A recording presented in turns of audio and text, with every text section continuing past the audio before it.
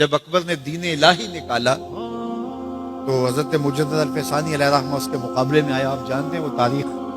تو اس نے کہا تھا کہ السلام علیکم یہ مسلمانوں کا شعار ہے، تو ایک نیا لفظ لے کر آتے ہیں. جب بھی کوئی کسی کو ملے تو اس کو کہے اللہ اکبر، وہ بھی جواب میں کہے اللہ اکبر.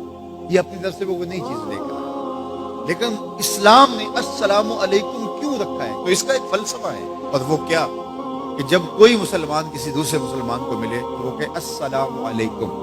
اس کا مطلب ہے تیرے اوپر سلامتی ہو. تو گویا وہ ضمانت دے رہا ہے کہ میرے بھائی، تیری جان، تیرا مال، تیری آبرو، تیری عزت میری طرف سے محفوظ ہے. میں تجھے ضمانت دیتا ہوں سلام کی. اور وہ آگے سے کیا کہتا ہے؟ وعلیکم السلام. اچھا تو اگر مجھے ضمانت دیتا ہے تو تو میری طرف سے بے فکر ہو جا. تیری آبرو میری آبرو ہے، تیری عزت میری عزت ہے، تیرا مال میرا مال ہے، اس لیے میری طرف سے تجھے کوئی فکر نہیں ہوگی. اب ایک دوسرے سے انہیں خطرہ نہیں ہونا چاہیے. ایک دوسرے کو ضمانت دے چکے ہیں، عہد کر چکے ہیں. اور اگر ہم سلام بھی لیں اور جڑے بھی کاٹ دیں تو میاں ہم نے سلام لیا ہی نہیں، ہم نے منافقت کی تھی. حضور نے فرمایا افشوا السلام، میں سلام کو پھیلاؤ. یعنی سلام کو پھیلاؤ گے تو امن پھیلے گا. سلام سلامتی سے ہے، یہ آپ امن دیتے ہیں. ہارون الرشید کے زمانے میں ایک شخص کو سزائے موت کا حکم ہو گیا. تو اس قیدی سے پوچھا سزائے موت سے قبل تیرا آخری حق ہے؟ اس نے کہا کہ میں بادشاہ سے ملنا چاہتا ہوں. انہوں نے کہا ٹھیک ہے.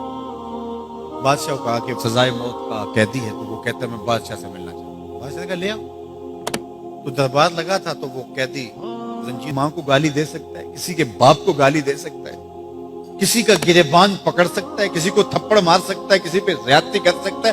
کبھی نہیں کرے گا، اس لیے کہ اس کو حضور کا فرمان یاد ہے کہ مسلمان ہوتا ہی وہ ہے جس کی زبان اور ہاتھ سے دوسرے معبود. ہم نے یہ سیکھنا ہے اور اپنے عمل کے اندر اس کو داخل کرنا ہے کہ ہمارے رویے اتنے خوبصورت ہو، ہمارا طرز زندگی اتنا خوبصورت ہو کہ ہمارا پتہ چلے کہ ہم حضور کے غلام ہوتے ہیں. ہمیں خوبصورت رویوں کا درس دیا گیا ہے، ہمیں خوبصورت رویوں کو اختیار کرنے کی تعلیم دی گئی ہے.